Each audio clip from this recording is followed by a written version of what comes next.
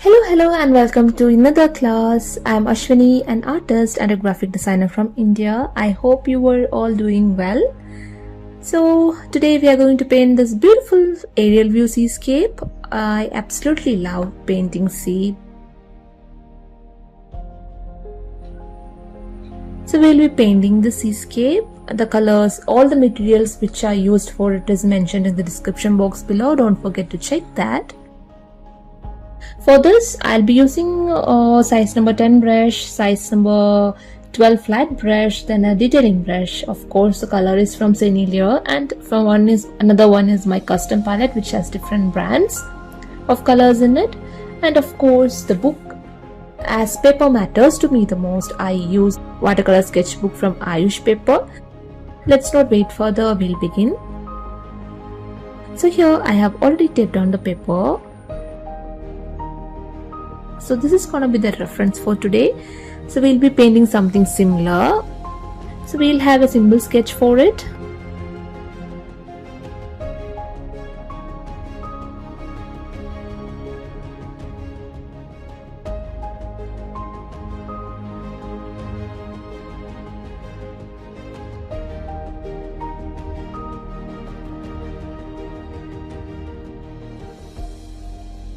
Yeah, that's the sketch. Now we'll apply a clean coat of water to the to the water region, to the sea region only right now.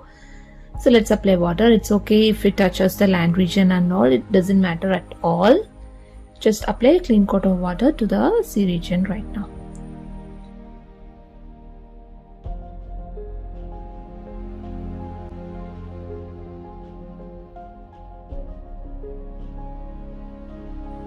So that's it. I am loading my size number 10 brush with Cobalt Turquiose.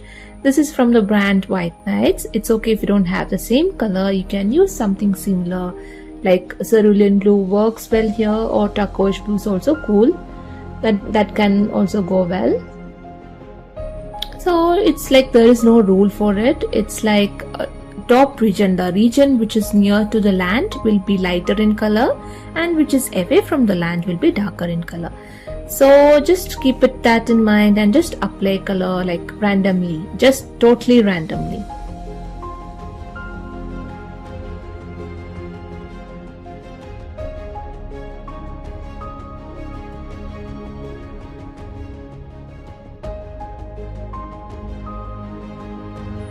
So as you can see, I'm just dropping the colors randomly. So now I am loading my brush with Phthalo Blue, or you can say bright blue, and just drop it like here and there, anywhere, wherever you feel like, you just drop it.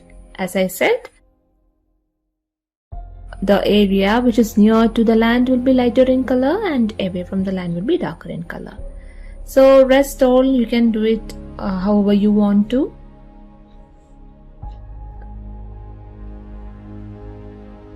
That's Indigo. Just dropping it here and there, totally random.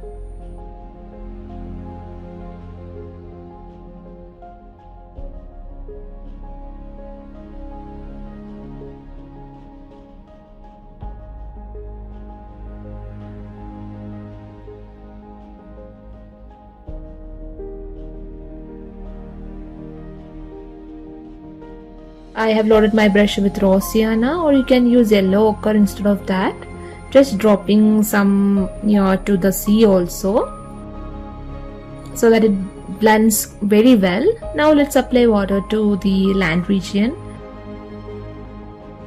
It's okay if that whatever color we put blends into the water sea also, it doesn't matter. It will really look good once we finish the painting.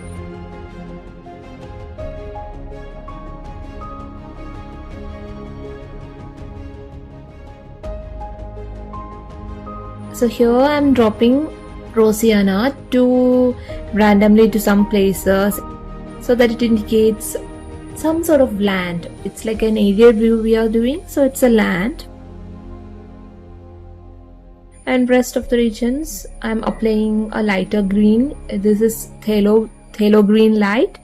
You can use any lighter green, or you can mix lemon yellow and sap green to get a lighter green. Now here also it's like we have to put different shades of green, like to create a depth to the painting. So first I've applied lighter green and now I'm dropping off sap green. Just randomly I'm dropping, it's totally random.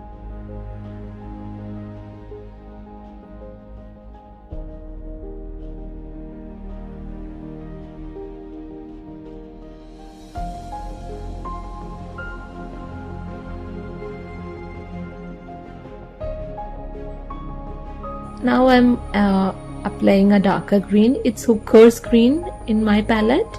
It's from Camlin.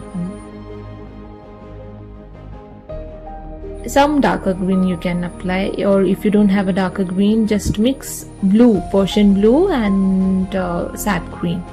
It will give a darker green, or you can mix indigo with sap green. It gives much darker green.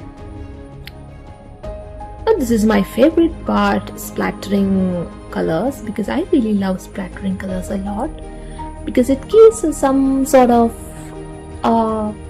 beauty to the painting, I should say.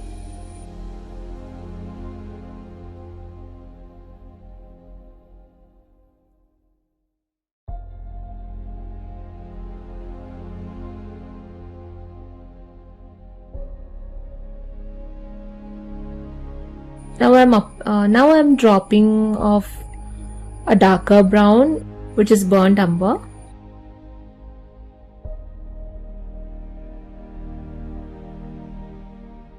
Somehow I didn't like the sea region, so I'm just redoing it. So it's okay, you don't have to do that. If you're satisfied with your sea part, then just don't touch it. That's totally cool, because I wasn't happy. So I'm just redoing it. That's it.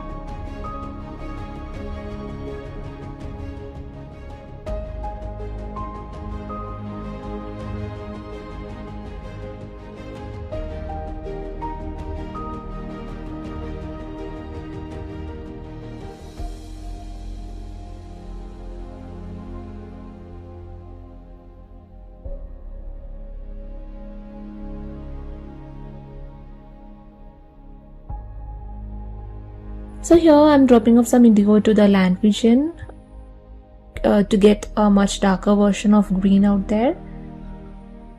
I'm using direct indigo.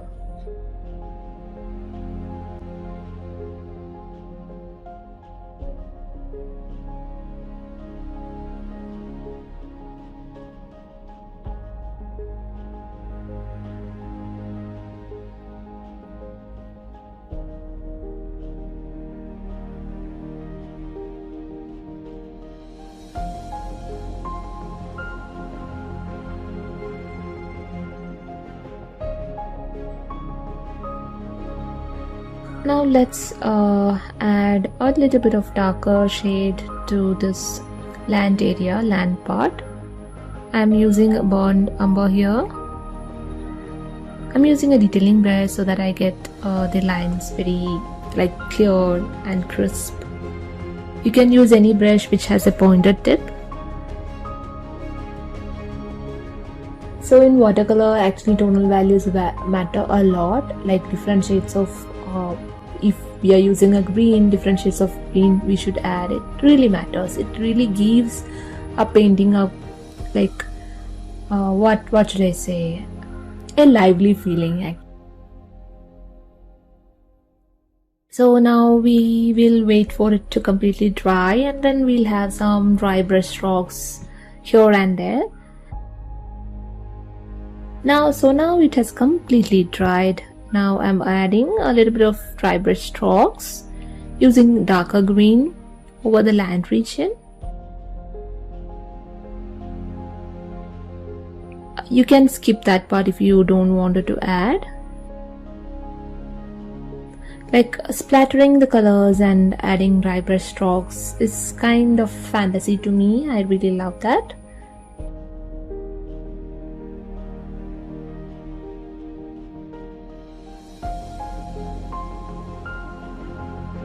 If you don't want to do that, you can skip that part. It's totally okay.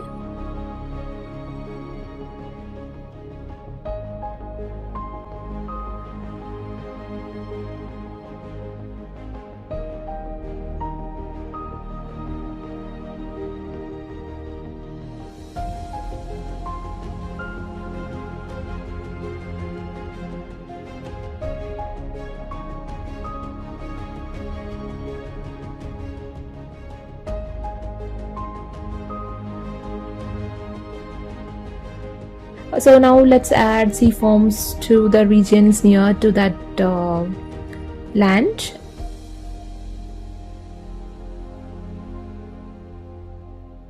And also for that I'm using white gouache. You can use white watercolor, and if you are using white watercolor you should take it in a thicker consistency, and it's a dry brush stroke.